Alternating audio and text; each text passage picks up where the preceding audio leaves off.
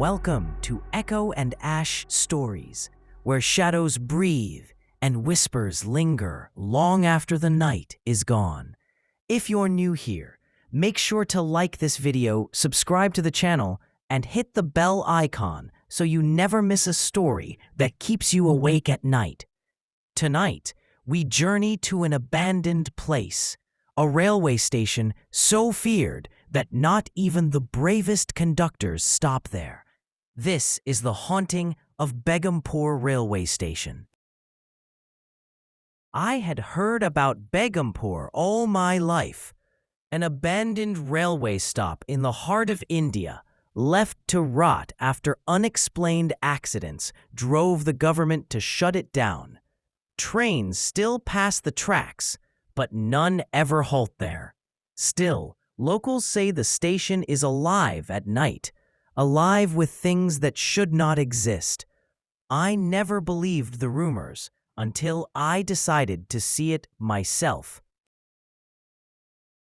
It was last winter, around December 2021. My friends dared me to spend a night at Begumpur with only a flashlight and my phone camera. They laughed, said the legends were just ghost stories to scare kids. But when I got off the bus and walked through the rusted gates, their laughter echoed in my head like a cruel joke. The silence of the place was crushing. The signboard, Begumpur, hung crooked, half-eaten by rust.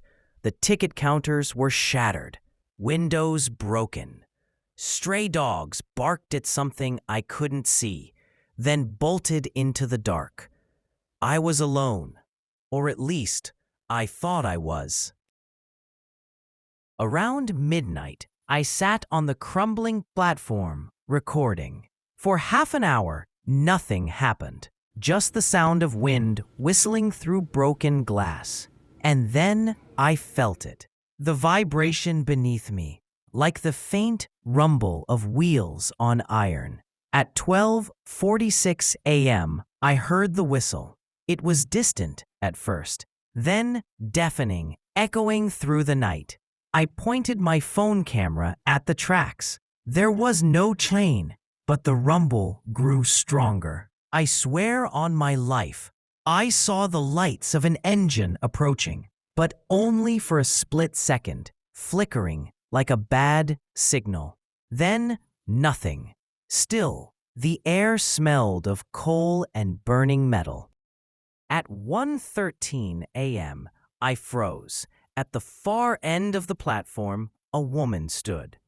She was wearing a white sari, her hair long, wild, covering her face. Her head tilted unnaturally to the side, like her neck was broken. I whispered into my phone, "There's someone here." She didn't move at first, just swayed, back and forth, as if to some music only she could hear. Then her hand rose slowly, and she pointed directly at me. My flashlight flickered.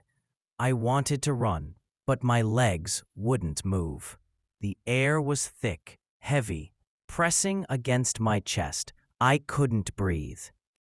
Suddenly, the platform shook violently. The sound of screeching brakes cut through the silence. I looked to the tracks, and there it was, a train. Or at least something shaped like one. It was black, its windows glowing faintly red. Inside, I could see faces, dozens of them. But they weren't passengers.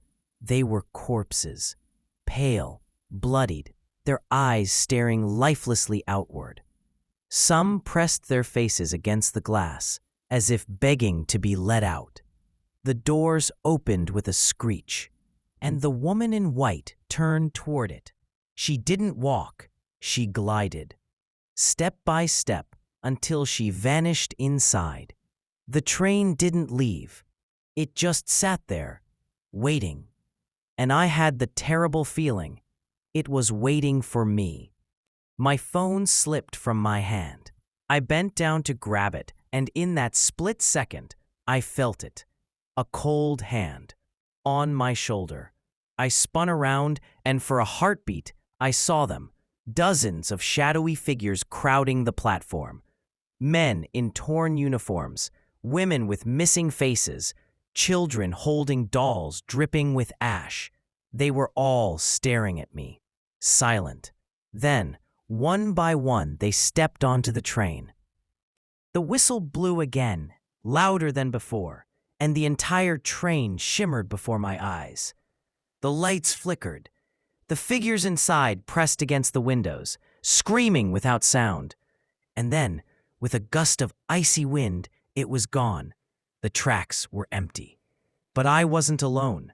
A single scream pierced the night. A woman's voice, long and shrill, coming from inside the abandoned station house. I didn't dare go inside. I grabbed my phone, turned, and ran. I didn't look back. When I showed the footage later, my friends laughed nervously. But when we checked the gallery the next morning, the entire video was gone, deleted. Only one file remained, just a still image. It showed the Begumpur platform, and in the corner, a blurry figure in white, pointing at the camera. They say Begumpur Station is cursed, haunted by the victims of a train derailment that killed hundreds decades ago. Maybe those souls are still waiting for a train that will never come, or maybe they're looking for new passengers to join them. This was Echo and Ash Stories. If you enjoyed this journey into the haunted railways, don't forget to like, subscribe, and share this video. And if you've ever experienced something chilling, send your story to echoandashstories@gmail.com. Who knows? Your nightmare might be our next tale.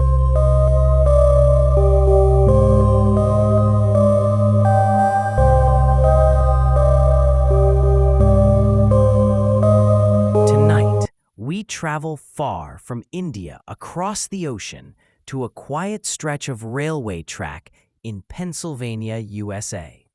A place known as Duffy's Cut. Duffy's Cut isn't a railway station. It's a section of track laid down in the early 1800s. To build it, a contractor named Philip Duffy hired 57 Irish immigrants, young men desperate for work. But something went horribly wrong. Within weeks, all 57 were dead. Official records claimed cholera outbreak, but the truth was much darker. Locals whisper that those men didn't die from disease. They were murdered, buried in a mass grave, covered up to protect the railway's reputation. And ever since, Duffy's Cut has been cursed. Conductors passing the line report strange green lights hovering above the trees at night. The sound of men crying in the darkness. And sometimes shadowy figures working silently along the tracks, digging, hammering, as though still building a railway that took their lives.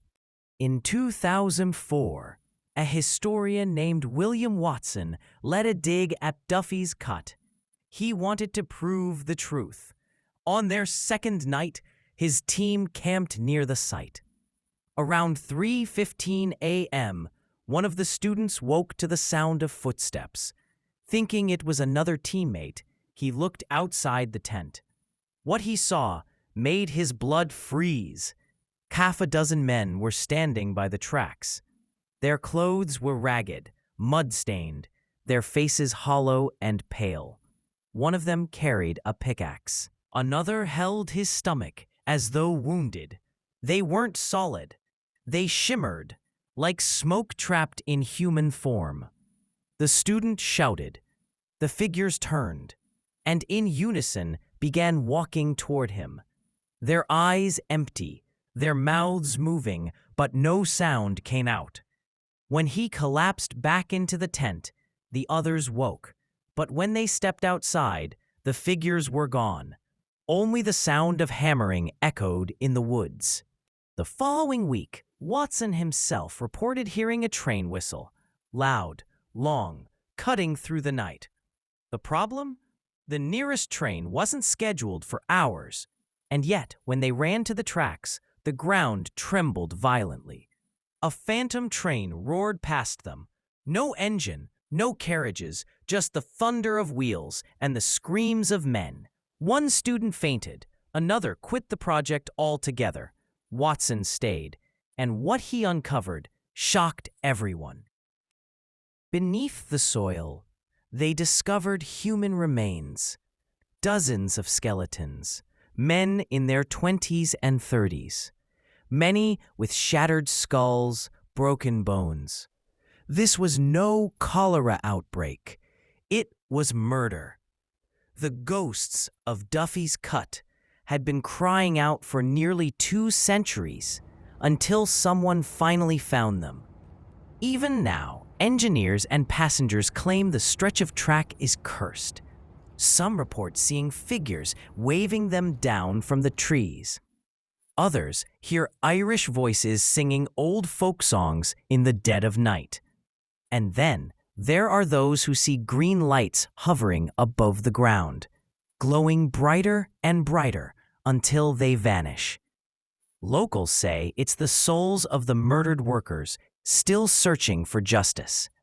But if you ever find yourself near Duffy's Cut at night, don't follow the lights. Some who did were never seen again.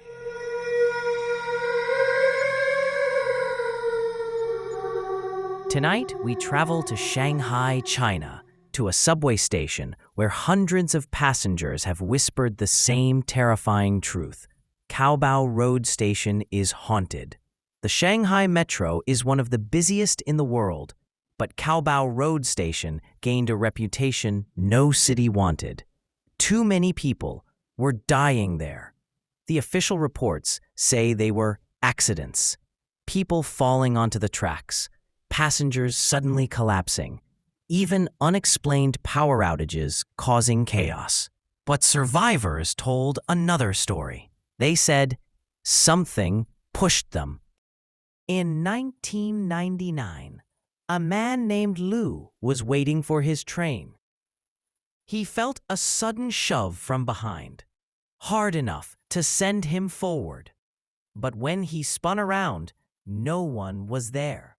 The crowd had stepped back, staring at him in shock. And then, the train thundered into the station.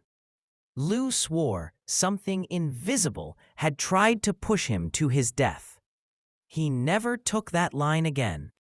But the most famous legend is of the woman in white. Security guards claim to see her on the platform, long hair covering her face, dressed in pale clothes. She walks silently, always near the edge of the tracks. When they approach her, she vanishes. But the cameras tell another story. In 2007, during a late-night patrol, a guard saw the woman in white again. He rushed to the monitors to confirm. On the security feed, the platform was empty. But the guard swore he could still hear her footsteps echoing through the station. The creepiest part? Caobao Road Station was built near an old cemetery. Workers admitted that when they were laying down the tunnels, they found coffins buried deep underground. Instead of relocating them with respect, they were hastily covered over. Locals believe the restless dead were disturbed, and now they wander the platforms, searching for revenge. Over the years, dozens of incidents have piled up, people falling, power flickering, and the same chilling detail in eyewitness accounts: a cold gust of air, a shadow moving just beyond sight, and then disaster. Some even say the woman in white whispers before a death, words no one can understand.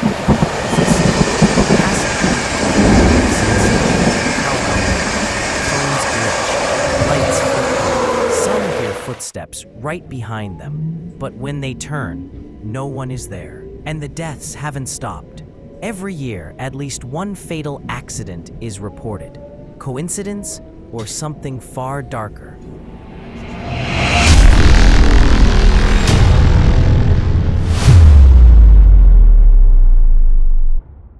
Tonight, we travel to Chapel Hill, North Carolina, to a stretch of track where, on certain nights, locals swear they can still see the glow of a lantern swinging in the dark. In the late 1800s, a railway worker named Joe Baldwin was on duty. His job was to guard the rear of the train with a lantern, signaling any danger. But one stormy night in 1867, disaster struck. A coupling came loose, and Joe's car separated from the train. He knew another train was fast approaching on the same line. With no time to waste, Joe grabbed his lantern and ran down the tracks, waving it desperately to warn the oncoming train. But the train didn't stop. The collision was brutal. Joe was decapitated instantly, and from that night forward, the legend of Joe Baldwin began. Locals call it the Chapel Hill Ghost Light. On quiet nights, a strange orb of light appears along the tracks. Sometimes it hovers, sometimes it sways, just like a lantern in a man's hand. Witnesses claim the light moves as if someone is searching, pacing back and forth, and many believe it's Joe Baldwin still trying to find his missing head. Over the years, countless people have seen the light. In 1946, a group of students dared each other to wait by the tracks. At midnight, they saw a bright glow in the distance. It swayed, getting closer and closer. When it was nearly upon them, the light suddenly vanished. The students swore they felt a blast of cold wind, though the night had been still. In 1975, a local reporter investigated. With his camera ready, he waited by the tracks. Sure enough, the lantern appeared. He described it as a floating ball of fire, gliding silently along the rails. But when he developed his film, the images were blank. Scientists have tried to explain it: swamp gas, car headlights, even magnetic fields. But none of the theories match the way the light behaves. It doesn't just glow, it reacts. Witnesses say if you call out Joe's name, the light will stop and sometimes come rushing toward you. Others claim they've seen the outline of a man holding the lantern, his head missing. The tracks at Chapel Hill are no longer in use, but the legend refuses to die. Even today, thrill seekers and paranormal hunters report strange, glowing orbs dancing in the night, and the bravest claim to hear footsteps crunching on gravel, the sound of a lantern handle squeaking, and the faint, distant whistle of a train that never arrives. So if you ever find yourself near Chapel Hill at midnight, and you see a glowing lantern swaying in the darkness, think twice before you follow it, because Joe Baldwin might still be out there, walking the tracks, forever searching for the head he lost. This was Echo and Ash Stories. If tonight's American railway legend left you uneasy, make sure to like this video, subscribe to our channel, and share it with your friends. And if you've ever witnessed something paranormal, at a station, on the tracks, or anywhere, send us your story at echoandashstories@gmail.com. Your nightmare could be our next upload.